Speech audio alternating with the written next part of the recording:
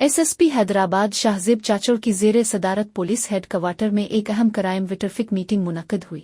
Meeting में जिला हैदराबाद के तमाम DSPs ऑपरेशन विटरफिक और SSP ऑफिस की मुख्तलिफ ब्रांचेस के इंचार्ज ने शिरकत की। मीटिंग के दौरान SSP हैदराबाद ने तमाम अफसरान को हिदायत जारी की कि लिस्टेड जराइम पेशा अफराद और मफरूर मुल्ज़िमान की फौरी गिरफ्तारी को यकीनी बनाया जाए, खासतौर पर मुआशरती बुराइयों बिलखुसूस आइस मुनशियात के खिलाफ जारी क्रैकडाउन को मजीद सख्त और मुअस्सिर बनाने पर जोर दिया।